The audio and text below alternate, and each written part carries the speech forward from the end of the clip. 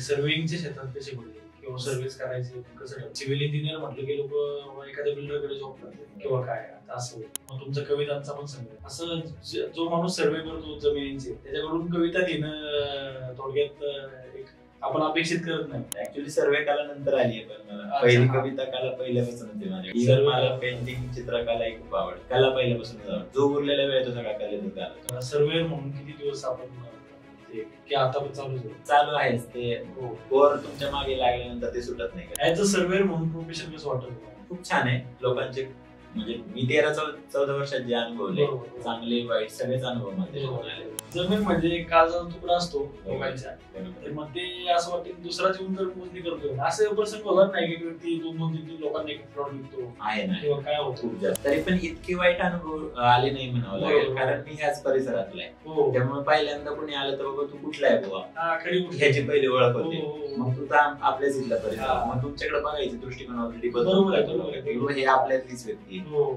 आता आपण सर्वे जर म्हटलं तर गव्हर्नमेंटची मोजणी आणि आपलं प्रायव्हेट सर्वे त्याच्यामध्ये एक बेसिक डिफरन्स काय असतो? तसा डिफरन्स काही म्हणता येणार नाही, सेमच असतं दोन्ही. फक्त काय शेवटी लिगल गोष्टीला प्राधान्य आहे. तुमचं प्रायव्हेट सर्वेअर म्हटला की बाबा हे खरं आहे तर हे कुठं प्रूव्ह नाही होऊ शकत. बरोबर. पण तेच जर गव्हर्नमेंट सर्वेअरने सांगितलं त्याच्यानंतर म्हणजे शासकीय माझा पूर्ण विश्वास आहे. बरोबर. म्हणजे ते काम केल्यानंतर लोकांना त्याला चॅलेंज नाही करता येत की बाबा हा पेपर आहे, उद्या मी अगदी लीगल केस पर्यंत जरी गेलो तरी मला हा कागद सपोर्ट करणार. तुमचा एकदम स्थिर स्थावर झालेला बिझनेस होता सर्विंगचा, तर मग त्यानंतर तुमची भूमी 22 ची आयडिया तुमच्या डोक्यात कुठून आली किंवा हे ऍज अ बिझनेस मॉडेल पण ही आयडिया तुमच्या डोक्यात कशी? हे हा सगळा डेटा तुम्ही कुठून कलेक्ट केला की आता जो एका क्लिकवर तुम्हाला दाखवला आपण शोधतो, आता हा डेटा सगळा तुम्ही कुठून कलेक्ट केला? आता हा जो डेटा आहे हा डेटा कागदाच्या स्वरूपात आहे गव्हर्नमेंटकडे. ओके. प्रत्येक म्हणजे तुम्ही कुठल्याही तलाठी ऑफिसला जा तुम्हाला तुमच्या गावाचा नकाशा लावलेला दिसेल. बरोबर. किंवा तुम्ही 132 रुपये पे करा त्यांना, तुम्हाला जो नकाशा देतात. आता म्हणजे तुमचे किती लोकांनी तुमची सुविधा वापरली किंवा आता दररोजचे तुम्हाला किती लोकांचे कॉल येतात? कॉल मला ऑलमोस्ट आता रोजचे 200 ते 300 कॉल होतात. पेड कस्टमर पण ऑलमोस्ट 200-300 पर डे चालू आहे. लोकांचा खूप छान रिस्पॉन्स आहे.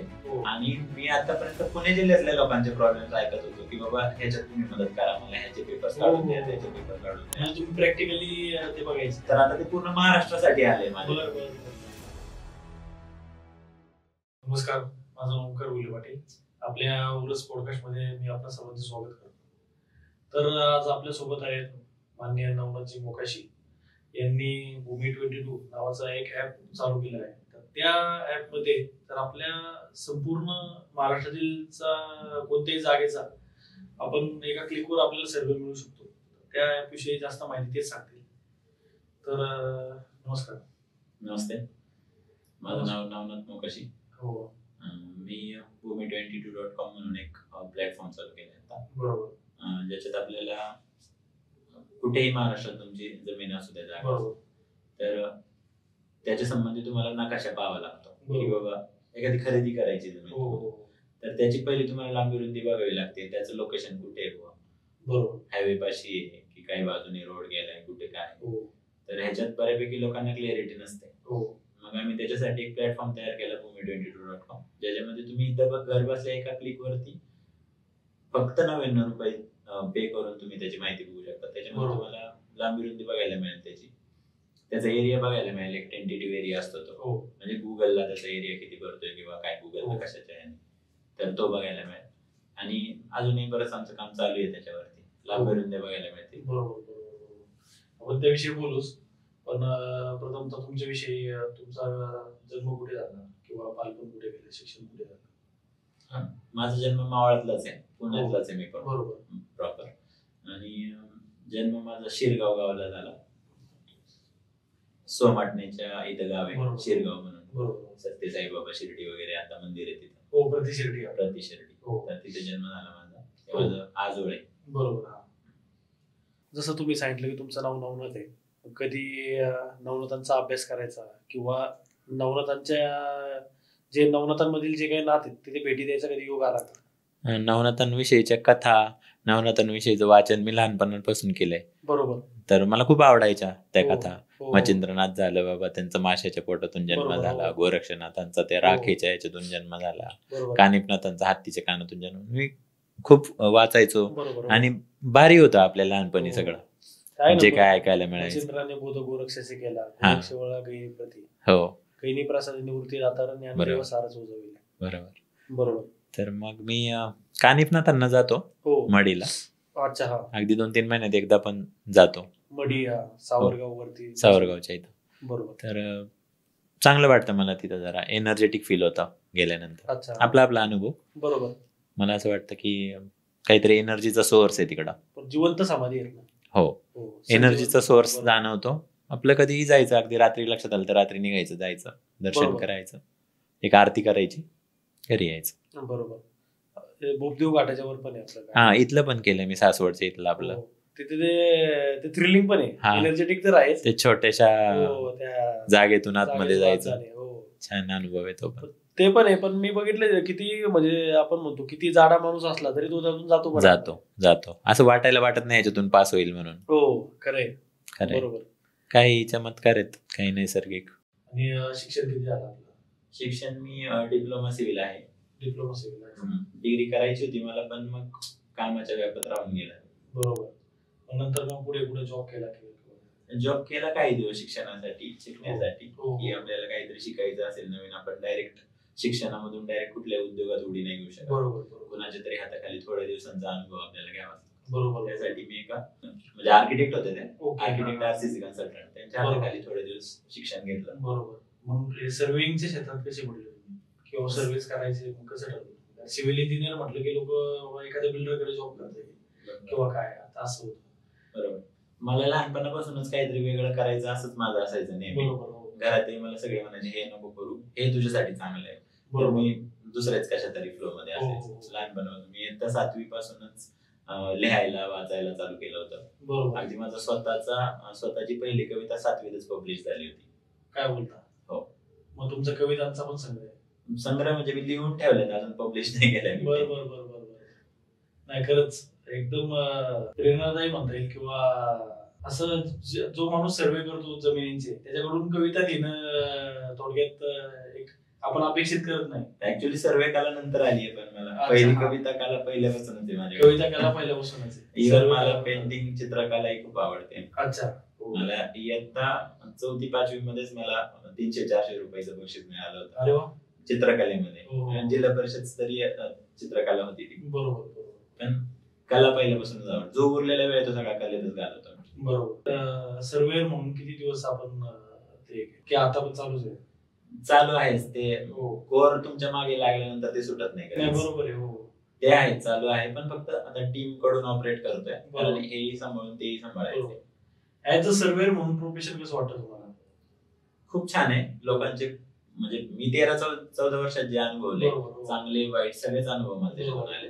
आणि एक गोष्ट आहे की सर्वेअरला जेवढं म्हणावं, की लोकांनी जेवढं सर्वेअरला हे द्यायला पाहिजे तशी काही आता मिळत नाही. जेव्हा मी हा व्यवसाय चालू केला होता, व्यावसायिक सर्वे, तेव्हा खूप वेगळी परिस्थिती होती. म्हणजे अगदी पुण्यात मी म्हणतो बोटावर मोजणे इतपत आम्ही 10-15 सर्वेअर असो अख्ख्या पुणे जिल्ह्यासाठी. अरे बापरे. 10-15 तर माझ्या मोबाईल मध्येच नंबर सेव्ह. हा, तर 10-15 सर्वेअर असतील त्यावेळेला पूर्ण पुणे जिल्ह्यात. मग आम्हाला त्यावेळी खूप छान ट्रीटमेंट मिळायची, की सर्वेअर आले बुवा, त्यांना खायला प्यायला बघा, त्यांचं सगळं बघा, त्यांना काय लागतंय हवं नको बघा, असं सगळं चालायचं. पण आता तसं काही नाही. सर्वेअर जा रे ते मोजून या, झालं का, हा झालं, गेलं जा, इथवर झाले. ग्राउंडवर अडचणी येत असतील ना, कारण काय होतं एखादा लिटिगेशनचा प्लॉट असतो, कस्टमर कडून ते सांगितलं जात नाही, मग एखादी समोरची पार्टी येते, ती सर्वेअरला जाणार किंवा ती मशीन घेणार. असे काही प्रसंग आले, खूप आले तसे प्रसंग आले. सुरुवातीला खूप जास्त आले, ज्यावेळी आपल्याला इतकं काही नॉलेज नव्हतं सर, म्हणजे कशाला काय म्हणतात, कोणते बेसिक डॉक्युमेंट्स असतात, त्याची फाळणी काय असते, टिपण काय असतं, काहीच माहिती नव्हतं पूर्वी.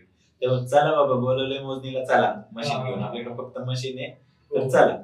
मग अगदी पार कुठलाही प्रसंग येऊन गेला, बोलण्या इतपत पण नाहीये, इतकेही प्रसंग अंगाशी येऊन गेले. त्यावेळेला नाही बाबा, पण जमीन म्हणजे काळजाचा तुकडा असतो लोकांच्या, बरोबर. तर मग ते असं वाटतं की दुसराच येऊन जर मोजणी करतोय, असे प्रसंग होतात नाही की व्यक्ती 2-2-3-3 लोकांना एक प्लॉट विकतो आहे ना, किंवा काय होतं खूप जास्त. ते मग कसं होतं की जो त्यात मूळ मालकाचं पण लिटिगेशन असतं. बरोबर. आता तर अनेक ठिकाणी असं आलंय, कधी कधी मूळ मालक मुद्दामून लिटिगेशन ठेवतो, एखाद्या बहिणीची सही मागे ठेवतो, बरोबर. एखाद्या नातवाची पुतणीची सही मागे ठेवणार, बरोबर. त्या सोबत लिटिगेशन करणार, बरोबर. बिल्डर सोबत म्हणा किंवा एखाद्या इन्व्हेस्टर सोबत म्हणा. बरोबर. त्यामुळे मग तिथे काय होतं की मग सर्वात पहिला सुरुवातच सर्वे पासून होते. बरोबर. मग सर्वे हा तर टार्गेटच होऊन जातो तसं म्हणायला. बरोबर. तरी पण इतके वाईट अनुभव आले नाही म्हणावं लागेल, कारण मी ह्याच परिसरातला आहे. त्यामुळे पहिल्यांदा कोणी आलं तर बाबा तू कुठला आहे बुवा, ह्याची पहिली ओळख होते. मग तू तर आपल्याच इथला परिसर, मग तुमच्याकडे बघायचे दृष्टिकोन ऑलरेडी बदलून हे आपल्यातलीच व्यक्ती आहे. आपण उलट ह्याच्याकडून कन्सल्ट करून घेऊ शकतो की बाबा काय करता येईल, मला प्रॉब्लेम आलाय, आणि मी सामंजस्याने भरपूर मुद्दे सोडवले बरोबर आतापर्यंत. सांगायला हरकत नाही की अगदी 4-4 पिढ्यांचे लोकांचे वाद होते ते सुद्धा संपुष्टात आले माझ्या, म्हणजे मी माध्यम ठरलोय त्यासाठी. बरोबर आहे, बरोबर आहे. मग ती पुण्यच म्हणायची. पुण्य आहे खरंच. आणि ती एक ते सर्व्हिसची जी आपली मशीन असते तुमची, ज्या स्टँडवर आपण ठेवतो, त्या मशीनचा खर्च काय असतो? मी असं ऐकलं खूप फार महाग मशीन असते. पहिली खूप महाग असायची, आता खूप त्याच्यात कॉम्पिटिशन आलंय. म्हणजे मी जेव्हा घेतली होती तेव्हा काहीतरी अराउंड 5.5 लाख रुपये त्याची प्राइस होती, म्हणजे 13 वर्षांपूर्वी. बरोबर. आता त्याचे कॉम्पिटिटर आले 2-2.5 लाखातच मशीन त्यांनी लॉन्च केले, म्हणजे अगदी 50 कंपन्या झाल्यात सेम इन्स्ट्रुमेंट बनवणार. बरोबर. चायनीज कंपन्या आल्या, इव्हन सगळ्या इंडियनही भरपूर कंपन्या पण केलंय त्यांनी. बरोबर. आता सर्वे जे आपल्याला चार्ज करतात, समजा एखादा मला प्लॉट मोजायचा आहे, त्याला 5-6 हजार रुपये घेतात, किंवा लय मोठा प्लॉट असेल तर मग त्याला 10-15 हजार रुपये घेतात. बरोबर.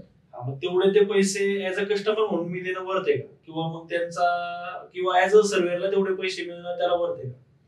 नाही, तसं सर्वेअरचं काम हे कष्टाचं काम आहे. बरोबर. म्हणजे बघायला तुम्ही जाल तर तुम्ही उन्हा तुम्ही नाही राहू शकत. 2-3 तास तुमच्या स्वतःच्या प्लॉटवर पण तुम्ही विदाउट छत्री उभे नाही राहू शकत, कोणी इन्व्हेस्टर असेल तर.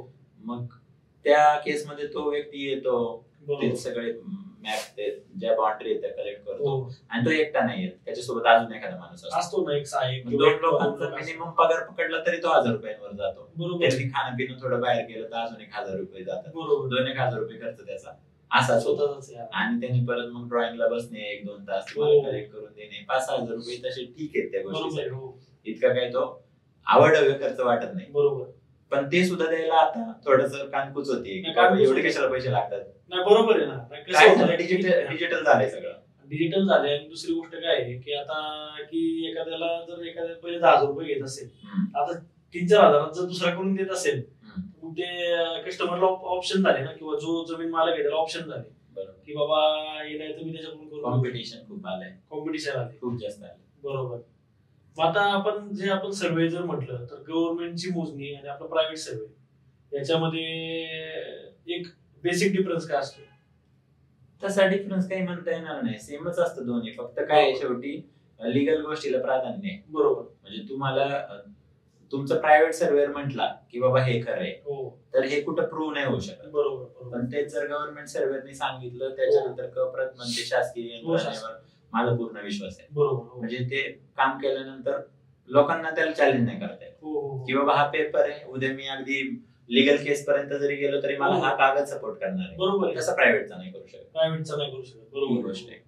कधी प्रायव्हेट सर्वे म्हणजे आपण आपल्या संतुष्टीसाठी आपण करू शकतो. संतुष्टीसाठी म्हणा, किंवा आता तुम्हाला उद्यापासून डेव्हलपमेंट चालू करायचं, पण तुमचा प्लॉट बरोबर भरतोय की नाही हेच माहिती नसतं तुम्हाला. बरोबर आहे. त्या केसमध्ये प्लॉट भरतोय की नाही, किंवा आता समजा आपण एखाद्या प्रायव्हेट सर्वे केल्यानंतर एखाद्या याच्याकडे आपलं आरक्षण प्लॉट आहे का, किंवा डीपी ओपिनियन, आपण थोडक्यात प्रायव्हेट डीपी ओपिनियन पण घेऊ शकतो आर्किटेक्ट कडून. बरोबर. एवढं कॉर्पोरेशनला जाऊन खर्च करण्यापेक्षा आता वेळेची किंमत आहे, वेळेसाठी चाललंय की प्रायव्हेटच होतीये प्रत्येक गोष्ट. मला 3-4 महिने थांबायला वेळ नाही बुवा. माझं नक्की प्लॉट किती आहे, कोणाच्या ताब्यात आहे, गव्हर्नमेंटचे माझ्याकडे सगळे नकाशे आहेत, पण मला त्या दोन्हीचं सुपर इम्पोज करून पाहिजे की बाबा हे नक्की काय आहे. खरं नाही, अति दादाडीची मोजणी पण 2-3 महिने लागते आपल्या गव्हर्नमेंटच्या डिमार्केशन. मला वाटतं वर्षात 100-1 प्रकरण पडत असतील मोजणी ऑफिसला एका तालुक्यासाठी.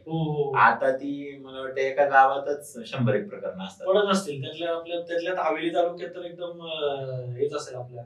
आणि शेवटी मग त्यांच्यावर ताण आहे ना किती अधिकारी असून 100च्या आतच अधिकारी, 50च्या आतच अधिकारी असतात. हो बरोबर. किती जणांना किती केसेस करणार. बरोबर आहे ना, त्यांची पण प्रोसिजर आहे बाबा. बाकी जमीन मालकांना आजूबाजूच्या नोटीस द्या, हे सगळ्या गोष्टी. बरोबर आहे, इंटिमेशन द्या, खरी गोष्ट आहे. समजा जर प्रायव्हेट जो सर्व्हे केलाय, काही वेळा असं होतं की त्याची आपण जे ट्रेसिंग असते किंवा आपण जे म्हणतो की त्याचा जो सर्व्हे तो आपण तो मॅच करून घ्यायचा गव्हर्नमेंट डिमार्केशनला. बहुतांश वेळा तो होत नाही कधी कधी. बरोबर. ते नाही झालं तर मग त्या सिच्युएशन मध्ये काय करावं एखाद्या जमीन मालकाने? म्हणजे कप्रत म्हणताय का तुम्ही? हा कप्रत, किंवा ज्या कप्रतवर आपलं जे प्रायव्हेट डिमार्केशन आहे जे आपण केलं ते मॅच होत नाही कधी. आता काय होतंय, म्हणजे पहिला मेन गोष्ट होती की जेव्हा याची गटवारी वगैरे झाली, बरोबर, तेव्हा प्रत्येक ठिकाणी चिरे लावले होते. अच्छा. दगड लावले होते त्यांनी. बरोबर. प्रॉपर डिमार्केशन केलं होतं त्यांनी. बरोबर. गव्हर्नमेंटने. तर ते आता दिसतच नाही. म्हणजे लोकांनी डेव्हलपमेंट मध्ये ते निघून गेलं. बरोबर. मग आता त्याला आधार काही राहत नाहीये. बरोबर. मी म्हणतो की माझी जागा 5 फूट पलीकडे आहे, समोरचा म्हणतो की माझी 10 फूट अलीकडे आहे. बरोबर. मग ह्याच्यामध्ये त्याला प्रूव्ह करायला काही राहिलं नाही, म्हणून आता सुप्रीम कोर्टचा प्रॉब्लेम येतो. हो, म्हणजे आपण ग्रामीण भागात म्हणतो बांध खोरत इकडे तिकडे झाले वहिवाटी थोड्याशा. बरोबर. पहिले बैलगाड म्हणजे नांगरी आणि नांगर बिंगर ह्याचा वापर व्हायचा, तितका बांधाशी काही संपर्क नव्हता लोकांचा. पण आता ट्रॅक्टर वगैरे वाहन आली, सगळं आली, मग इकडे तिकडे झालं थोडंसं. झालं. हो बरोबर आहे. जर एखाद्याची पडीक असेल किंवा त्याचं लक्ष नसेल जागेकडे मग तर झालंच. बाकीचं आता मला एक मुख्यत्वे असं विचारायचं होतं की तुमचा एकदम स्थिर स्थावर झालेला बिझनेस होता सर्व्हिंगचा किंवा काय, तर मग त्यानंतर तुमची भूमी 22 ची आयडिया तुमच्या डोक्यात कुठून आली किंवा मी असं काहीतरी करू शकतो किंवा हे म्हणजे ऍज अ बिझनेस मॉडेल पण आणि ऍज अ लोकांना याचा फायदा पण होणार आहे, खूप साऱ्या लोकांना जेन्युइन फायदा होणार आहे, पण त्याचं तर ही आयडिया तुमच्या डोक्यात कशी? ऍक्च्युअली बिझनेस मॉडेल म्हणून असं काही मी विचार केला नव्हता. जेव्हा हे बनवायचं चाललं माझं तेव्हा बिझनेस मॉडेल असं काही डोक्यात नव्हतं माझं. बरोबर. मला स्वतःला जो प्रॉब्लेम येत होता तो मला क्लिअर करत होता. काय येत होता, मला जर एखादी कुठल्याही बाजूच्या तालुक्यांमध्ये कुठेतरी रिक्वायरमेंट आली की मोजणी करायची, बरोबर, तर त्याचे सगळे पेपर्स मला पहिले काढावे लागायचे. ते पेपर्स काढा, त्यानंतर त्याचं लोकेशन कुठे, अगदी प्लॉट शोधण्यापासून तो प्लॉटवर जाऊन उभं राहायचा शेतकरी आणि म्हणायचं या इथं या तिथं. आपल्याला सापडत नव्हता प्लॉट. हा झाला आपल्या पुरता प्रॉब्लेम. मग आपल्यासाठी पण करायचं होतं मला. आणि आम्ही मागे एक वर्षभरापूर्वी एक मोजणी केली होती, ज्यांचा प्लॉट होता 100 एकरचा प्लॉट होता त्यांचा. त्यांनी विकत घेतला होता आणि त्यांना काहीतरी डेव्हलपमेंट करायचं होतं त्याच्यावर. Plain plot, highway touch plot म्हणून त्यांनी विकत घेतला प्लॉट. आणि आम्ही सर्वेला गेलो. सर्वेला गेल्यानंतर आम्ही बेसिक जे लागतं ते तेवढं सर्वे करून घेतलं आणि घरी आलो. कुठे घरी आल्यानंतर हे मुळशी आपल्या ह्याच्या रोडलाच आहे, म्हणजे तामिनी घाटाच्या रोडला कुठला तरी एक गाव होता, तर तिथला हा विषय. तर मग तो प्लॉट ज्यांच्याकडून खरेदी केला त्यांनाही प्लॉट माहिती नव्हता की बाबा हा प्लॉट कुठे आहे. ज्यांनी घेतला त्यांनाही माहिती नव्हतं. मग त्यांनी मोजणी बोलवली होती. मग आम्ही गेल्यानंतर आम्ही त्याचा बेसिक सर्वे करून घेतला आणि मग आम्ही सांगितलं त्यांना हा प्लॉट इथे नाही, बरोबर, डोंगराच्या टॉपला आहे हा प्लॉट. अरे बापरे. मग आम्ही त्याच्या मार्किंग वगैरे पण दिले जीपीएस ने. घेणारही इथं नव्हता, देणारही इथं नव्हता, त्यामुळे त्याची डील फक्त कागदोकागदी झाली होती. कागदोकागदी आली पण शेवटी घेणाराच फसला. मग मला हेच करायचं होतं की लोकांची फसवणूक टाळावी. बरोबर. कुणी जाणून बुजून नाही करत. हे असंही असू शकतं की ज्यांनी घेतला होता आधी प्लॉट त्यालाही पोझिशन नसेल मिळालं किंवा त्यालाही माहिती नसेल प्लॉट किंवा त्याला गरज नसेल पडली. मी घेऊन ठेवलाय, मला कधी वाटलं मी विकून टाकेन, म्हणून त्याने घेतला होता, त्याने विकला. विकल्यानंतर समोरच्याचा पर्पज होता की मला त्यात डेव्हलपमेंट करता येईल. आता तो डोंगराच्या टॉपला जाऊन डेव्हलपमेंट करायचं तर त्याची सगळीच गणित बदलली असते. खाली जेसीबीचा खर्च आणि वरती जेसीबीचा खर्च फरक आहे. बरोबर. तुम्ही रोड टच प्लॉट घेताय, त्या प्लॉटला रोडच नाही असा प्लॉट तुम्हाला जर दिसला पुढे जाऊन तुम्ही 10-12 कोटी रुपये त्यासाठी. ते पण नाही, शेवटी आता बाकीचे हिलटॉप आहे किंवा बीडीपी झोन आहे सगळे, किंवा आता बाकीचं बायोडायव्हर्सिटी, अजून फॉरेस्टचा विषय आहे. कारण जर हायवेच्या कडला जे आरती एवढा फॉरेस्टचा विषय नसेल पण तिथे तर येणार ना 100%. हो, जिथे डोंगर आला तिथे तर काहीतरी असणार, प्रायव्हेटीकरण असेल किंवा मग फॉरेस्ट असेल, काहीतरी असेल. बरोबर. मग ही सगळी गणित बदलली. मग तेव्हा मला जास्त क्लिक झालं, म्हणजे ह्याची खरंच गरज आहे, करूया आपण. मग तिथून पुढे त्याचं काम चालू झालं. सगळे गाव नकाशे काढा, त्यांना डिजिटाईज करा, त्यांना परत ऑटोकॅड मध्ये कन्वर्ट करा, त्यांना परत ह्या सगळ्या गोष्टी चालू झाल्या. वर्षभर ह्याच्यावर काम चाललं. मग हा सगळा डेटा तुम्ही कुठून कलेक्ट केला की आता जो एका क्लिकवर तुम्ही मला दाखवलं की हा सर्व नंबर असा आपण शोधतोय, आता हा डेटा सगळा तुम्ही कुठून कलेक्ट केला?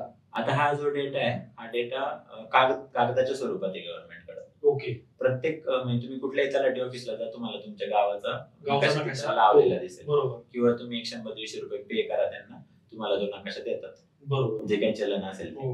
तर मग आम्ही जेवढे काही नकाशे आम्हाला घेता येते तर ते कागदाचे नकाशे घेऊन त्याच्यावर प्रॉपर डिजिटाइज करून तलाठी ऑफिसला जाऊन तुम्ही ते कलेक्ट केले. हो. अच्छा. इव्हन पुण्यात एका ठिकाणी पैसे पे करून पण नकाशे भेटतात. म्हणजे जे जमाबंदी आयुक्त ऑफिस आहे तिथेही तुम्हाला अगदी ऑटोकॅडची कॉपी भेटते त्याची. बरोबर. तर काही असं काही तसं असं सगळं मिळून. बरोबर.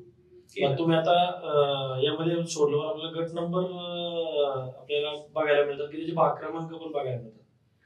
आता जसं की आता एखादा सर्वे नंबर आहे, एखादा सर्वे नंबर 100, 100/1, 1/1 किंवा 4 आता जे लेटेस्ट झाले असतील समजा गेल्या महिन्यात किंवा वर्षभरात त्यांची फाळणी झालेली असेल आणि त्यांचा नकाशा सेपरेट झाला असेल तो आपल्या रेकॉर्डला नाही मिळणार. तो पूर्णच गट बघायला. जर फाळणी 12 जुन्या ह्याच्यात झाला असेल, जुन्या ह्याच्यात झाला असेल तर तो तुम्हाला बघायला मिळेल. बरोबर. पण अगदी तुम्हाला आता वाटलं की बाबा आता आमची फाळणी झाली आहे तर आम्ही तुम्हाला तो सुपर इम्पोज करून देऊ शकतो. बरोबर. की बाबा तुमचा हा हिस्सा आहे म्हणून. बरोबर. मेन आमचं तेच पर्पज होतं पहिल्यांदा की लोकांना पहिलं लोकेशन दाखवायचं आपल्याला. लोकेशन दाखवायचं. राईट. तुमचा गट कुठे. बरोबर. खरेदी करणाऱ्याला पहिलं माहिती पाहिजे असते की बाबा तो गट कुठे. बरोबर. त्याच्यात काही विहीर आहे का, त्याच्यात काही रोड आहे का, टच आहे का, या सगळ्या गोष्टी बघायच्या. स्लोप आहे की सपाट आहे. बरोबर. हे असं डायरेक्ट कळत नाही ना तुम्हाला त्यासाठी काय करावं लागेल, प्रायव्हेट सर्व्हेअर बोलावं लागेल. म्हणजे गुगल मॅपवर काय मी कुठेही पिन करून लोकेशन देऊ शकतो की बाबा काय की बाबा हे हाच माझा प्लॉट आहे. बरोबर. आपण एक्झॅक्ट सर्वे जेव्हा कधी करेल प्रायव्हेट सर्वे तुमच्यासाठी बोलवणार. बरोबर. सगळं ते एकदम कष्ट करणार, त्याच्यावरती आपण कष्ट करून वेळ खाऊ काम येते. पैसे पण पैसे तर 100% जाणारच. तुम्ही जर पुण्यात मोजणी करायची म्हणलं तुम्ही म्हणताल मी करतो 5-6 हजार, तुम्हाला कुठं व्यायला मुलशीला न्यायचंय तर तुम्ही म्हणणार नाही मला याचा चार्ज झाला किंवा काय झालं किंवा जो टाइम आहे सगळं कोणी चार्ज करणार ते चार्ज शेवट कष्टाचे पैसे येतील. बरोबर. मग याच्यामध्ये तुम्हाला काय अपग्रेड करायचं काय नियोजन आहे का याच्यामध्ये, किंवा आता एखाद्या आपण याच्यावर जर क्लिक केलं तर नकाशा सोबत आता सातबाऱ्यावर कोण आहे किंवा फेरफार किती झाले किती नाही, आता हे आपल्याला असं आपण ऍक्च्युअली हे पण आमच्या याच्यामध्ये आहेच आहे, प्लॅनिंग मध्ये ऑलरेडी आहे. बरोबर. किंवा बस ऍटलीस्ट त्याचा 7/12चा एरिया त्याला शो करावा. त्याचा 7/12 एरिया किती आहे हा झाला गुगलचा एरिया. 7/12चा एरिया किती आहे त्याचे मालक कोण आहेत याबद्दल थोडंसं काम चालू आहे. ते पण आहे. किंवा एखादा आता जो पीएमआरडीचा डीपी प्लॅन आहे की त्याच्यासोबत जर तुम्ही सिंक्रोनाइज केलं की बाबा एक्झॅक्ट हे एवढं तुमचा प्लॉट ह्याच्यामध्ये जातोय किंवा काय, नागरिकांनाच आहे ना ऍज अ तुमच्या बिझनेस मॉडेल पेक्षा नागरिकांची सुविधा एवढी भारी होऊन जाईल नाही. ऍक्च्युली गव्हर्नमेंटने करायला पाहिजे सगळं. हो. ते गव्हर्नमेंटचं खूप सारं काम चालू आहे ह्याच्यावरती. बरोबर. पण गव्हर्नमेंटला पूर्ण इंडियाचं काम करायचं असेल तर त्यांना वेळ जाणार आहे. सगळ्या गव्हर्नमेंटच्या साईट पण क्रॅश होऊन जातात ना. त्यांना डेटा तेवढा आहे त्याच्यावरती. डेटा तेवढा आहे. होऊ शकतं. आमचं चाललंय पण प्रयत्न की लोकांना जास्तीत जास्त काही इज ऑफ ऍक्सेस देता येईल. गव्हर्नमेंट चावडी आहे जसं आपण म्हणतो. हो, ही चावडी. आपण तेवढं तुमच्या म्हणजे ऍज अ तुम्ही हे पण करू शकता ना की आता समजा एखाद्या कॉर्पोरेशन एरियामध्ये पण किंवा बाहेर पण, आता समजा आपण पुण्यामध्ये, आता सध्या पुण्यामध्ये बोलतोय, आता पुण्याच्या आजूबाजू रिंग रोड गेलाय किंवा एखाद्या आपलं आता लोहमार्ग गेलाय किंवा त्या पूर्वेच्या साईड, मग याचं जर समजा मार्किंग जर केलं तर ते लोकांना आपल्याला जास्त येऊन नाही करणार आहे. आपण जेवढं जास्तीत जास्त आपल्याला लोकांना सपोर्ट करता येईल ते सगळं करणार आहे. बरोबर. डीपी प्लॅन झाला किंवा आरपी प्लॅन झाला किंवा रिंग रोडचे प्लॅन झाले, आम्ही सुपर इम्पोज करायचं काम ऑलरेडी चालू केलेलं आपल्या परिवार. बरोबर. फक्त माझं सगळ्या लोकांना हे सांगणार आहे की तुम्ही त्याला लिगल पेपर म्हणून बघू नका. नाहीतर काय होईल, लोक पहिल्यांदा हेच बोट ठेवतील की बाबा तुम्ही याला लिगल बेस काय दिलाय किंवा हे लिगली कुठं वापरू नका चुकू नये. राईट. शेवटी काय आम्ही इन्फॉर्मेशन पर्पज साठी तुम्हाला हे देतोय, प्रोव्हाइड करतोय की बाबा तुम्हाला जास्तीत जास्त इन्फॉर्मेशन मिळेल. बरोबर. बाकी तर तुम्हाला ऑन पेपर करावंच लागेल साईन आणि शिक्क्यासाठी. बरोबर. ऑन पेपरचा विषय वेगळा आहे, फक्त आपल्या माहितीसाठी. जसं की आपण गुगल मॅपवर बघतो चार्जही ठेवताना मी खूप मिनिमम ठेवलाय. त्याचं कारण तेच आहे की जनरली माणूस चहा प्यायला गेला तरी 50 रुपये खर्च करून 100%. 99 रुपये आपण फक्त जेवढा आपला खर्च होतोय त्याच्यावर त्याच्याशीच रिलेटेड आपण चार्ज. बरोबर. आपल्याला काही म्हणजे जनतेकडून नुसते पैसे घ्यायचे असं काही प्रकार नाही. फक्त सुविधा देता येईल मॅक्झिमम. आपल्याला काहीतरी समस्या घडेल, माझं ते एवढंच मत आहे सध्या. बरोबर. मग आता म्हणजे तुमचे किती लोकांनी तुमची सुविधा वापरली किंवा आता दररोजचे तुम्हाला किती लोकांचे कॉल येतात? कॉल मला ऑलमोस्ट आता रोजचे 200 ते 300 कॉल होतात. अरे बाप. आणि पेड कस्टमर पण ऑलमोस्ट 200-300 पर डे चालू आहे. पर डे येतात. आपण लॉन्च करून आता जस्ट 1 मंथ झालाय. ओके. दसऱ्याला आपण ओपनिंग केलंय त्याचं. लोकांचा खूप छान रिस्पॉन्स आहे. आणि मी आतापर्यंत पुणे जिल्ह्यातल्या लोकांचे प्रॉब्लेम्स ऐकत होतो की बाबा ह्याच्यात तुम्ही मदत करा मला, ह्याचे पेपर्स काढून द्या, त्याचे पेपर काढून द्या. तुम्ही प्रॅक्टिकली ते बघायचे. तर आता ते पूर्ण महाराष्ट्रासाठी आले माझे. आणि इव्हन माझा डायरेक्ट प्रायव्हेट नंबरच वेबसाईटला आहे. तर पहिल्यांदा फोन आल्यावर तेच विचारतात सगळे लोक की हे तुम्हीच आहे का जे व्हिडिओ मध्ये आधी बोलले. मी स्वतःच म्हटलं मी स्वतःच आहे, जो बोलतोय तोच मी आहे. तर मी स्वतःच करतोय सगळ्यांचे प्रॉब्लेम. कारण अजून असं कस्टमर केअर वगैरे असं मागं एस्टॅब्लिश करायला तर ते खूप अवघड गोष्ट आहे. कारण लोकांचे जमिनीविषयीचे प्रॉब्लेम्स आहे तोच माणूस समजू शकतो ऑलरेडी त्याच्यात काम केलंय किंवा त्याला त्यातलं नॉलेज आहे. ज्याला खरंच काम करण्याची आत्मीयता आहे. तुम्हाला तुमचा तो एक भाव दिसून येतो की बाबा तुम्हाला खरंच हेल्प करायची. बरोबर. माझं तेच म्हणणं आहे, पहिल्यापासून तेच चालू आहे माझं की काहीतरी करता आलं पाहिजे होतं. इव्हन आम्ही अजून 2-4 प्रोडक्ट लॉन्च करणार आहे. तर तेही ह्याच रेंज मधले एकदम मिनिमम कॉस्ट मधले प्रोडक्ट देणार आहे लोकांना, जेणेकरून लोकांना इज ऑफ ऍक्सेस व्हावं. बरोबर.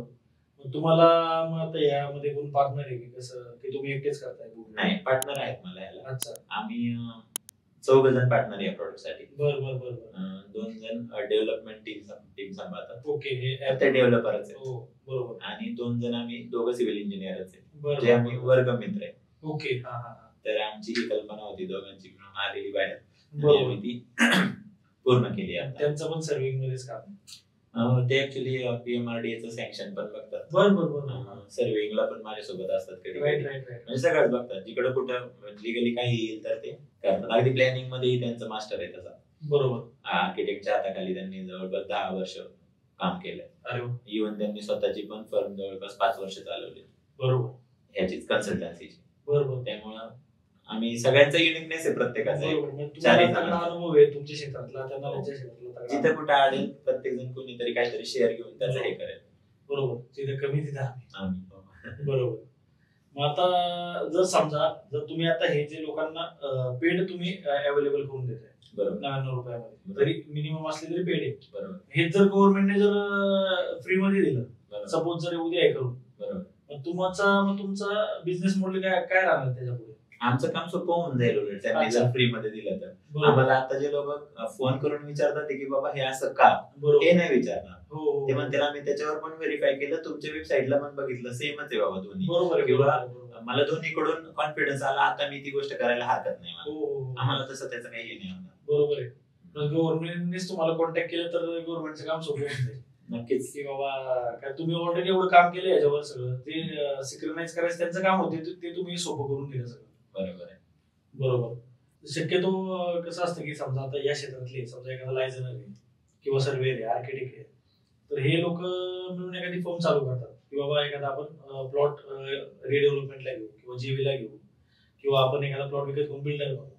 मग ती कल्पनेपेक्षा ही हटकी कल्पना तुमच्या डोक्यात कशी आली की ते तर सोपं काम आहे तसं म्हणायला, आणि आपली चालू पण आहे की बाबा एखादी जे नव उद्योजक आहेत 4-5 जण एकत्र मिळून एखादा प्लॉट जीवीला किंवा आउटलेटला घेऊन सगळेच बिल्डर, म्हणजे मी पण बिल्डर, तुम्ही पण बिल्डर, सगळेच बिल्डर. सगळे जे करतात तेच करायचं नव्हतं मला पहिल्यापासूनच, म्हणूनच मला काहीतरी वेगळं करायची इच्छा आहे पहिल्यापासून. मग काहीतरी वेगळं करायचं होतं म्हणून ते पहिल्यापासूनच आहे. बरोबर. जेव्हा काहीतरी वेगळं करायचं सुचतंय आणि त्याला नेहमी स्कोप मिळत गेलेत करायला. इव्हन मी हे सिव्हिलच्या लाईन सोडूनही भरपूर कामं केली जी युनिक आहेत, जी कोणी करत नाही. मी माग टेंडरिंग मध्ये होतो काही दिवस, टेंडरिंग पण केले मी, गव्हर्नमेंट टेंडर्स पण केले. त्यातलेही टेंडर्स माझे युनिक होते. म्हणजे सांगायला हरकत नाही, मी हिंजवडीसाठी एक टेंडर केलं होतं. बरोबर. ज्याच्यामध्ये आम्ही इलेक्ट्रॉनिक ट्रॉली बनवली होती गार्बेज साठी, जी सेल्फ स्टार्ट होती आणि सेल्फ रनिंग होती, स्वतःची स्वतः चालायची, स्वतःची स्वतः डंप व्हायची, अशी ट्रॉली बनवली होती. तर तेही माझं क्षेत्र नाही येते मेकॅनिकल, तरीही मी ते केलं होतं. तर मला हे विचारायचं होतं की तुम्ही घरच्यांचा विरोध झाला नाही घ्यायला, की तुम्ही समजा तुमचा जो सेट बिझनेस होता सर्व्हिंगचा, कशाला पद्धत पडतो ते चालू चांगलं नाही. घरच्यांनी ऑलरेडी 10 बिझनेस करताना बघितलेले आहे आता. बरोबर. त्यामुळे ते मला कधीच काही म्हणत नाहीत की बाबा तू हे करू नको. बरोबर. उलट म्हणतात की बाबा तू कर काहीतरी चांगलं वेगळं करतोय, जे काय करायचं कर. त्यांना एकच विश्वास आहे पहिल्यापासून की हा करेल, चांगलं काहीतरी करेल. बरोबर. त्यातल्या त्यात मग ही सोपी कल्पना तुमच्या इथून कोणत्या प्रकारचे बिझनेस केले तुम्ही आता? म्हणजे सिव्हिलचे रिलेटेड तर ते आता एक तुम्हाला सांगितलं मी, मेकॅनिकलचं एक प्रोडक्ट बनवलं होतं आणि असंच अजून एक सर्व्हिसच्या रिलेटेड पण आम्ही प्रोडक्ट दिलं होतं. एका गावाचा पूर्ण सर्वे करून त्याचं मिनी मॉडेल बनवलं होतं अख्ख्या गावाच्या टेबलवरती. जेणेकरून तुम्हाला काही योजना राबवायची असेल तर तुम्ही ग्रामपंचायत ऑफिसच्या शेजारच्या रूम मध्ये जायचं फक्त आणि इथून इथवर पाईपलाईन करायची. स्केल मॉडेल केलं तुम्ही तिथून फक्त मेजरमेंट घ्यायचं किती लांबी आहे तुम्हाला तिथं कळेल डायरेक्ट. प्रॉपर म्हणजे आपण त्या शिवाजी द बॉस मूवी मध्ये पाहिलं होतं 3D मॉडेल. 3D मॉडेल केलं डायरेक्ट. तर असं युनिक काम केलंय. काही दिवस हॉटेलही चालवलंय, मेस चालवली. अराउंड 300 डबे असायचे माझे रोजचे. तर ते धंदा केला मी एक जवळपास वर्षभर. त्याच्यातून मला म्हणजे प्रॉफिटच्या ऐवजी लॉसच जास्त झाला. पण मी त्यावेळी लोकांना संतुष्ट केलं कारण बाजूच्या 10-10 वर्ष चालणाऱ्या मेस त्यांना 50-50 डबे होते आणि मी 6 महिन्यात चालू करून 300 डबे केले होते. तर तिथेही माझं तेच चाललं होतं की क्वालिटी द्यायची लोकांना, चांगलंच खाऊ घालायचं. लोक म्हणजे काही जेवायला इव्हन त्यांची 40-50 रुपये कॉस्ट होती डब्याची, माझी तेवढीच. पण मी लोकांना इंद्रायणी तांदूळ द्यायचो खायला. मी लोकांना जसं घरी वाटण बनवून जेवण बनतं आपलं तसं तिथं द्यायचं त्यांना खायला. मग त्यांची लोकप्रियता वाढली होती की बाबा त्यांनी स्वतःच माउथ पब्लिसिटी केली, तू डबा तिथं नको जो इथं ये जेवायला. तेही चालवलं, मग ते थांबलं परत. असे भरपूर झाले माझे गोष्टी. आता हे सगळं करत असताना तुम्ही ती कवितांची आवड कशी काय जमली?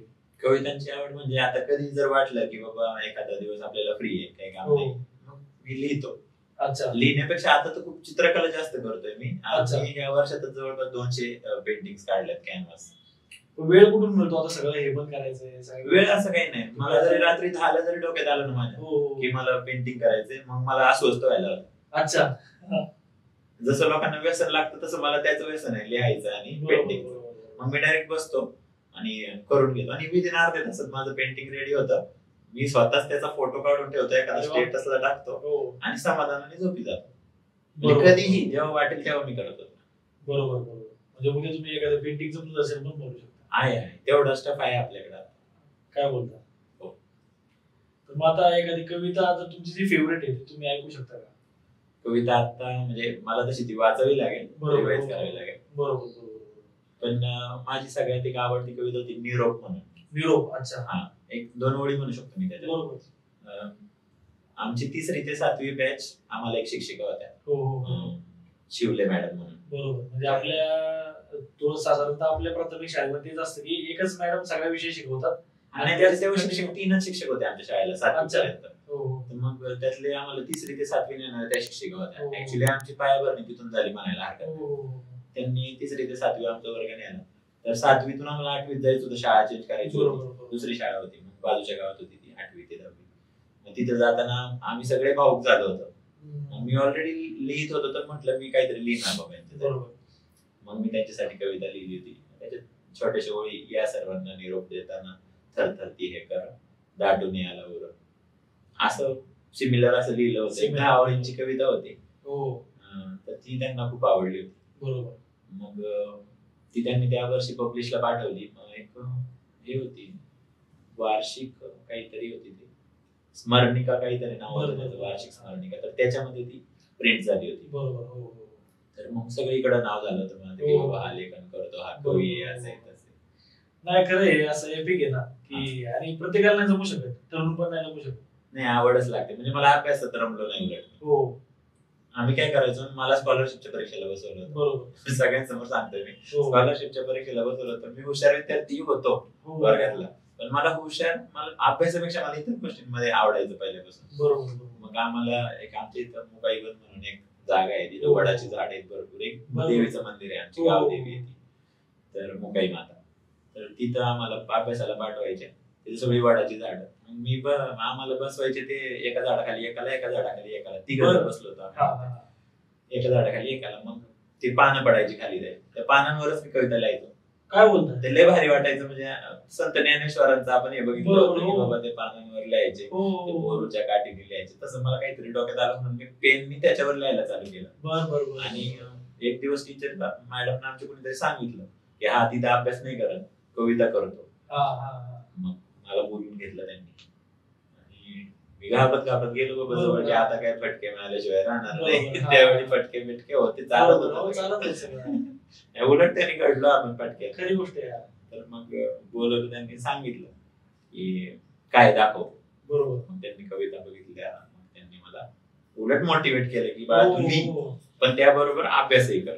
बरोबर आहे. आपण कविता म्हणजे ऍज अ कवी प्रत्येकाला नाही जमू शकत, तरुण पण नाही जमू शकत. एखाद्याला वाटतं की बाबा एखादी कविता करावी किंवा काय एखादी पोएम करावी, पण ते जमून करायला गेलं तर तुमच्या कवितेचा दाढा होईल. खरी गोष्ट. म्हणजे स्ट्रेट लाईन येतात त्या ठरवलेल्या. बरोबर आहे. आणि सुचलेल्या लाईन्स या वेडेवाकडे असतात पण त्याला रिदम असतो. जसं तुम्ही बोलले की तुम्ही वडाच्या पानावर तुम्ही लिहायचे, तर आजकालच्या पिढीला ते सांगितल्यावर कुठं वाटेल अशी सध्या परिस्थिती आहे की बाबा आपली म्हणजे असं पण नाही की आपण खूप 50-60 वर्षापूर्वीचं बोलतोय. बरोबर. अगदी 10-12 वर्षापूर्वीची किंवा 15-20 वर्षापूर्वीची, 20 वर्ष मॅक्स. बरोबर. एवढा म्हणजे शहरीकरणामुळे एवढा बदल झालाय आपल्या आजूबाजूच्या गावांमध्ये किंवा तर तसं अगदी तुमच्या मुलांनाही खोटं वाटेल. बरोबर आहे की तर मग कसं तुम्ही त्यांच्याशी. त्यांना खोटं वाटतं पण जेव्हा मी त्यांना सांगतो की बाबा मी असं कविता लिहिलंय, अगदी आमचे जे क्लास टीचर आहेत ते अजूनही आमच्या कनेक्टेड आहेत. आम्ही त्यांचे बर्थडे साजरे करतो, आम्ही त्यांना भेटायला जातो मध्ये, आणि मी मुलांनाही घेऊन जातो की बघा हे आमचे टीचर होते आणि ह्यांनी आम्हाला शिकवलं, बाबा ह्यांना विचारा तुम्ही आमचे अनुभव काय होते. त्यांना ते खरं वाटतं. आणि मी स्वतःच्या मुलांना अजून जिल्हा परिषदेच्या शाळेत शिकवतो. जिल्हा परिषद शाळेत माझी मुलगी 7वी ते, मुलगा 1ली ते. अरे वा. तर ते जिल्हा परिषद शाळेत शिकतात. निर्णय तुम्ही काय घेतला म्हणजे आता सध्या सर्वांचं असं आहे की बाबा माझ्या मुलांना कॉन्व्हेंटची शाळा पाहिजे किंवा काय. बरोबर. तुमचं गाव तर आता त्या लोढा बेलमोंडला लागूनच आहे. आता तुम्ही शाळा असतीलच. आता तुम्ही काही स्टेट बघाल ज्यांच्या घरात इंग्लिश बोललं जातं त्यांचे पोरं विदाऊट शाळेत जातात पण इंग्लिश बोलतात. बरोबर. म्हणजे इंग्लिश असं काही हार्ड लँग्वेज नाहीये की ज्याच्यासाठी तुम्ही फक्त कॉन्व्हेंटचं किंवा इंग्लिश मिडियमचं शिक्षण घ्यावं. इंग्लिश मीडियम किंवा इंग्लिश बोलण्यासाठीच 1-2 वर्षाचा तुम्ही प्रॅक्टिस केली तरी खूप छान इंग्लिशमध्ये पारंगत व्हाल तुम्ही. बरोबर. पण मला एक शिकवायचं पोरांना तत्व, पोरांना माझ्या ग्राउंड रियालिटी शिकवायची. की ग्राउंड रियालिटी काय, ज्या आम्ही मज्जा केल्या शाळेत त्या नाही मिळत. म्हणजे अशा पेड शाळांमध्ये. आणि आपण कायम गव्हर्नमेंटच्या नावाने खडे फोडतो, गव्हर्नमेंट आपल्याला काही करत नाही, काही करत नाही. खूप करता येते. जेवणा खाण्यासहित सगळी त्यांनी सोय केलेली. तुम्ही फक्त पोरांना शाळेत कपडे पण नाही द्यायचे त्यांना, त्यांचे कपडे पण शाळा देते तुम्हाला. आणि आपण तरी म्हणतो गव्हर्नमेंट आमच्यासाठी काही करत. बरोबर आहे. त्यांना शिकवायचंय काय की मिनिमम लायबिलिटी मध्ये तुम्ही शिक्षण कसं पूर्ण कराल. बरोबर. आणि जे मित्रमंडळी तुम्हाला हिथं भेटतील, जे अनुभव तुम्हाला हिथं लागेल, पडाल, खेळाल, घडाल. पडाल तर घडाल. तुम्ही पडलेच नाही, प्रत्येक गोष्टीत तुम्हाला जर सिक्युरिटी दिली तर जेव्हा तुमची खरी मार्केटमध्ये उतरायची वेळ येते तेव्हा तुमचा कॉन्फिडन्स पूर्णपणे लो होऊन जातो. अरे मला तर माहितीच नव्हतं बाबा बिना चपलेचं चालायचं कसं असतं. मग हे प्रॉब्लेम येतात पुढं. खरं आयुष्य मातीपासून चालू होतं. म्हणून मी मुलांना शाळेत जिल्हा परिषदेच्या शाळेत शिकवायचा निर्णय घेतला आणि तो योग्य होता खूप. मी माझी मुलगी 1ली 2री इंग्लिश मिडियमला शिकली. मला 1ल्या-2ऱ्या वर्षात ती पूर्ण डल झाल्यासारखी वाटली. म्हणजे माझा असा काही विरोध नाहीये ह्या गोष्टीला की बाबा इंग्लिश मिडियम शाळेला, पण माझं एवढं म्हणणं आहे की ती मला जेवढी पाहिजे तेवढी हे नाही वाटली, ऍक्टिव्ह नाही वाटली. मग तिला मी घातलं शाळेत. तिला प्रॉब्लेम होत होता कनेक्शनचा. आपण जनरली घरात मराठी बोलतोय आणि तिथं सगळं इंग्लिश वातावरण किंवा हिंदीत बोलायचं, मग ते तिला कनेक्ट नव्हतं होत. ती थोडी दबून राहायची. जसं तिला हिथं घातलं तर आता शाळेचा एकही प्रोग्राम तिच्या गायडन्स खाली होतात. 12-14 डान्स बसवले होते तिने गेल्या वर्षी. 26 जानेवारीला, 15 ऑगस्टला. अख्खं सगळं तिच्याकडे असतं. जे मी करत आलोय तेच ती सेम करते. म्हणजे अगदी 12वी पर्यंत सूत्रसंचालनासहित सगळा प्रोग्राम माझ्याकडे असायचा. तसंच तिचंही झालंय. लिडरशिप तिच्या ते आहे. बरोबर. आपण जे देऊ ते पोरं घेतील. इव्हन आता मग शनिवार रविवारी वेळ उरला कधी तर मग मला वाटायचं की बाबा काय करायचं शनिवारी, पोरं काय म्हणणार जास्तीत जास्त, चला मॉलला फिरायला जाऊ. बाबा नाही तर चला पिक्चर बघायला जाऊ. बरोबर. पिक्चर हे एक इमॅजिनरी, खूप असे कमी पिक्चर आहेत बोटावर मोजण्यासारखे जे तुम्हाला काहीतरी शिकवून जातील. मग त्यापेक्षा तुम्ही निसर्ग बघा म्हणलं. तुम्ही पिक्चर तर तुमच्या मोठ्यापणी पण बघू शकता, तुम्ही निसर्ग बघा. मग आम्ही छंद चालू केला ट्रेकिंगचा. ट्रेकिंग मध्ये आम्ही आपल्या इथले पुण्याच्या आसपासचे जवळपास 22-23 गड आम्ही गेल्या वर्षीच सर केले. आणि ते पण पायऱ्यांच्या वाटेने नाही, मग पाय वाटेने. म्हणजे ज्या दुसऱ्या चोरवाटा वगैरे आहेत तिथून.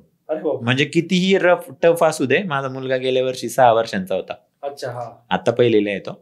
6 वर्षांचा होता. त्यांनी पहिल्यांदा ट्रेकिंग चालू केले आणि 22 गड केले पहिल्याच वर्षी. ते पण सगळे अवघड गड केले. राजगड केलाय, तोरणा केलाय, प्रतापगड केलाय, सगळे अवघड. रायगड केलाय, इव्हन हरिश्चंद्रगडही केलाय त्यांनी. हरिश्चंद्रगडचा 12-13 किलोमीटरचा प्रवास आहे जो 5व्या-6व्या वर्षाच्या मुलाला हार्ड आहे. तोरणा पण तसं म्हणायला गेलं तर त्या तसा टफ आहे, हार्ड आहे. राजगड आम्हाला जरा हार्ड वाटला. राजगडाच्या काही माच्या पण तशा हार्ड आहेत. नाही, तो एक पोर्शन आहे जिथं पूर्ण घसरगुंडीच आहे, म्हणजे तिथं पायऱ्याही नाहीये, वाटही नाही, काहीच नाही.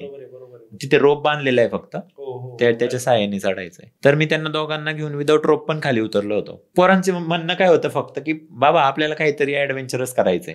आम्ही सेफ्टीचं पूर्ण त्यांचं, मी स्वतः असायचं म्हणून सेफ्टी बघायचो पहिली त्यांची, की बाबा मी पहिल्यांदा इथं उभं राहतो, मग तुझ्या हाताला हात देतो, मग तू खाली दिदीला हात दे, दिदी तुला हात दिला, असं आम्ही टीम वर्कनी ते करायला चालू केलं. मग तो हळूहळू स्वतः सेल्फ इंडिपेंडेंट झाला. आता त्याला कुठेही हात द्यावा लागत नाही.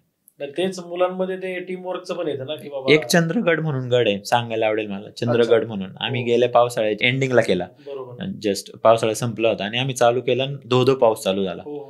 डायरेक्ट स्टीफ आहे असा सरळ, कसली वाट नाही काही नाही, डायरेक्ट घसरगुंडीच. आम्ही जस्ट 100 मीटर अजून राहिलो होतं चढायला, पाऊस पडायला लागला जोरात, सगळे भिजले आणि पूर्ण जंगलातून वाटे, पूर्ण जंगल घाण, पूर्ण जंगल. म्हणजे आम्ही गाईड नेला होता म्हणून आम्हाला वाट तरी कळाली नाही, तर वाट पण नाही कळू शकत. तानाजी मालुसरे यांचं जे गाव आहे त्याच्यापासून थोड्याशा अंतरावर हे चंद्रगड आहे, म्हणजे खूप लोक जात नाही तिथं. मला तर वाटतं मी 10% लोक जात असतील तिथं, ट्रेकर्स. मला खरं माहिती पण नव्हतं. चंद्रगड खूप छान आहे, पण तो गड आमचा 100 मीटर अजून राहिलाय. आता नेक्स्ट टार्गेट आहे आमचं, जाणार आहे. रिटर्न आलो कारण पाय घसरायला लागले मुलं होती आणि तो लहान आहे, किती पहिलीला, म्हणजे काहीच नाही, तो लहान आहे. मग म्हटलं आपण नेक्स्ट टाइम पूर्ण करू. तरी म्हणत होता बाबा आपण तो पूर्ण करूया, थोडंच राहिलाय. त्याला दिसत होता ना कळस वरती, म्हटलं थोडंच राहिलाय. नाही म्हणलं आपण परत येऊया, काही नाही प्रॉब्लेम. बरोबर. मग खाली आलो आम्ही. पुढे तुम्ही कसं बघताय की आता येणाऱ्या तुमच्या आयुष्यामध्ये, की तुम्ही आता हे मूवी 22 पुढे कंटिन्यू करणार आहात, की अजून एक कोणता बिझनेस आहे? नाही, आता डिजिटल प्रोडक्ट्स वरती थोडासा जास्त फोकस राहणार आहे माझा, कारण लोक खूप डिजिटल वरती डिपेंड आहेत हे मला दिसलंय. म्हणजे अगदी आपण वही पेन विसरलोच आहे. बरोबर आहे. म्हणजे आता कोणी म्हणेल की बाबा कविता लिहायला बसतं, ते म्हणेल वेस्ट ऑफ टाइम आहे. बरोबर आहे. लिहिली तर तुम्ही नोट्स मध्ये लिहिणार, नोट्स मध्ये लिहायला. तर मग ह्याच्यासाठी डिजिटल आहे तर ठीक आहे, हरकत नाही. वेळ बदलते, जमाना बदलतोय, आपल्याला बदलावं लागेल त्याच्यासोबत. नाही बदललं तर आपण मागे पडू. म्हणून मग डिजिटल मध्ये जेवढे काही प्रोडक्ट करता येतील तर चाललंय माझं करायचं. अजून खूप युनिक प्रोडक्ट आहेत 2-3 जे ऑलरेडी डेव्हलपमेंट मध्ये आहेत. बरोबर. येत्या 2-3 महिन्यात ते अपलोड होते. म्हणजे फास्टच आहे सगळं चालू. बाबा जेवढं लोकांना देता येईल ते द्यायचं. म्हणजे याचं बिझनेस मॉडेल सोबतच तुमची लोकांची सेवा करण्याची पद्धत होती. मग आपलं म्हणजे आता माझं वय 35 झालं, आता नोव्हेंबरला 35 पूर्ण झालं. आपण अजून हेल्दी लाईफ जास्तीत जास्त 10 वर्ष जगू. 10-20 वर्ष मॅक्स हेल्दी लाईफ. त्याच्यातच आपण समाजसेवा पण करू शकू. बरोबर. त्यानंतर आपली सेवा करावी लागेल. खरी गोष्ट आहे. म्हणजे त्याची गरज पडेल आपल्याला. खरी गोष्ट आहे. म्हणून मग जेवढं काही करता येईल तर हे पटपट करून घ्यायचं. बरोबर आहे. येणाऱ्या आता तुम्ही जे आतापर्यंत जे बिझनेस केले तुम्ही, आता तर त्यातून तुम्ही काय संदेश देऊ शकता, की आता जे नवीन उद्योजक आहेत, ज्यांना उद्योजकता त्यांना करायची, किंवा की एखादं की असं तुमच्यासारखं एखादं त्यांना प्रोडक्ट त्यांना त्यांच्या क्षेत्रामध्ये एखादं डिजिटल लॉन्च करायचं असेल, किंवा एखादं मॅन्युफॅक्चरिंगचं प्रोडक्ट आहे ते त्यांना लॉन्च करायचं असेल, तर त्यांच्यासाठी तुम्ही काय संदेश द्याल? की तुम्ही आता तुमचं स्टार्टअप आहे, आता तुम्हाला की काय अडचणींचा सामना करावा लागला, किंवा त्यांच्यासाठी काय ते सोपं होऊ शकतं? नाही, सगळ्यात मोठी बनवणं खूप सोपं आहे कुठलीही गोष्ट आता, कारण सोर्सेस खूप जास्त अवेलेबल आहे. आपल्या वेळी वही पेन पण मागून मिळायचं, खूप 4 वेळा मागितल्यावर एकदा मिळायचं. आता तसं काही नाही, सगळं अवेलेबल आहे मटेरियल. इव्हन तुम्ही आता ChatGPT AI चा जर युज केला तर तुम्ही खूप लवकर प्रोडक्टच्या जवळ जाता. प्रोडक्ट तयार कराल तुम्ही लगेच कराल, 15 दिवसात, महिन्याभरात किंवा 6 महिन्यात तयार कराल. पण ते विकायचं कुठं ह्याची स्ट्रॅटेजी असल्याशिवाय तुम्ही प्रोडक्ट करू नका. बरोबर. नाहीतर काय होईल, तुमच्याकडे प्रोडक्ट रेडी होतील पण तुम्हाला त्याला कॅश करायची जेव्हा वेळ येईल तेव्हा ते खूप टफ जाईल. म्हणजे सगळ्या स्ट्रॅटेजी आखून ठेवा आधीच, की माझा हा टार्गेट कस्टमर राहील किंवा मला ह्या माणसाकडून पैसे येणे. तर हे पहिल्यांदाच असं लिहून ठेवा आणि गरज ओळखा पहिली, की गरज किती आहे त्याची. बरोबर. आणि एक तात्विक मत पहिले हे ठेवा, की माझा काहीतरी समाजाला उपयोग व्हावा त्या गोष्टीचा. फक्त बिझनेस म्हणून त्या मॉडेलकडे बघितलं तर तुमचं मॉडेल तेवढं सस्टेन होऊ शकत. मी एक लाईन ऐकली होती, मला खूप आवडली ती. म्हणजे इंस्टाग्रामलाच ऐकली होती, वाचली होती. तुमचं प्रोडक्ट श्रीमंतांना आवडणार आणि गरिबांना परवडणार असावं. बरोबर.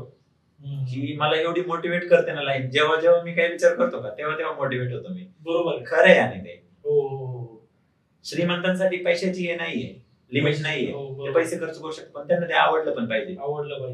इज ऑफ ऍक्सेस व्हायला पाहिजे. आणि गरीबाला ते परवडलं पण पाहिजे आणि आवडलं पण पाहिजे. बरोबर. आणि नाही परवडलं तर गरीब व्यक्ती तुमच्या पॉकेट मधून गेला, म्हणजे तुमच्या ह्याच्यातूनच गेला, कस्टमर लिस्ट मधून. बरोबर.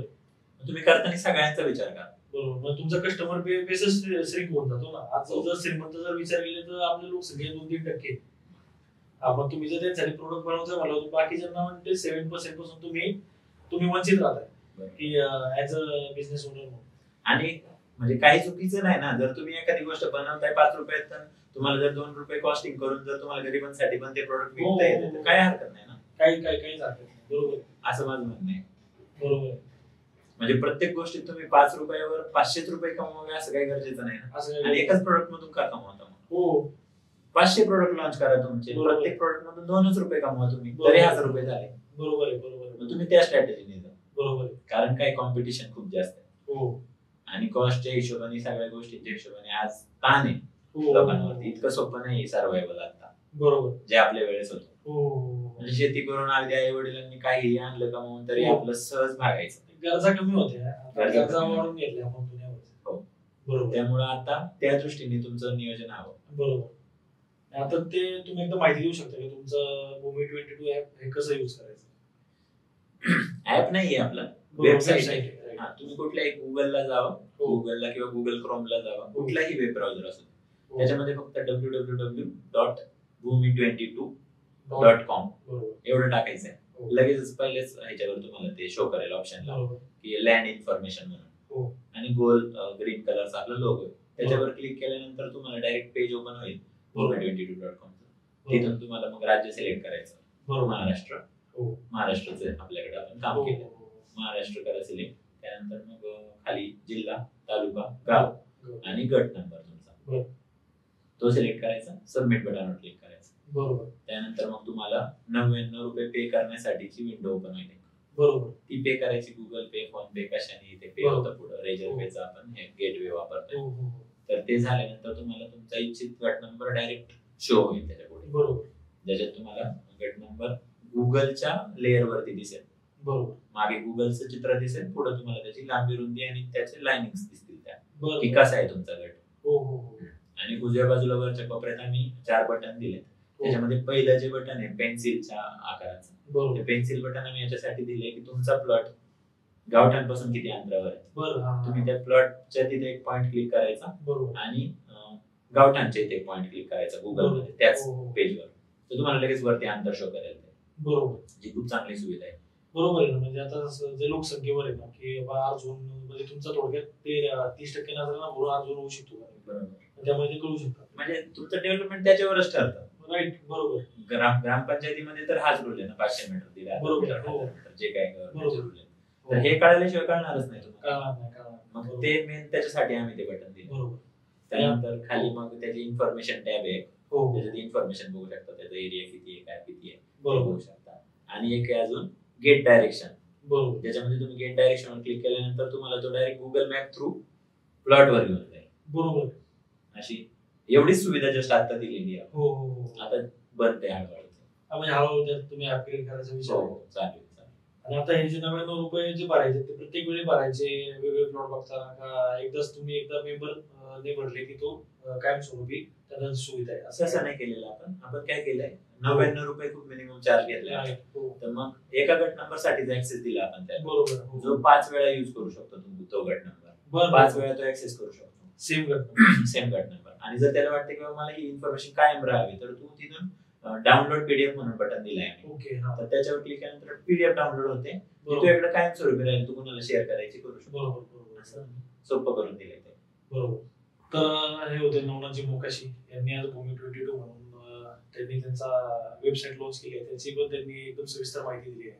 त्याचबरोबर त्यांनी त्यांच्या आयुष्यातले अनुभव म्हणा किंवा त्यांच्याकडे जो त्यांचा कवितांचा संग्रह आहे किंवा त्यांची जी चित्रकलेची आवड आहे या सगळ्या गोष्टी आपल्याशी शेअर केल्या किंवा जो त्यांचा सर्वेइंग मधला अनुभव आहे तर तोही त्यांनी आपली शेअर केला. आशा करतो आपल्याला यातून काही नवीन काही शिकायला मिळालं असेल. तर धन्यवाद सर. धन्यवाद.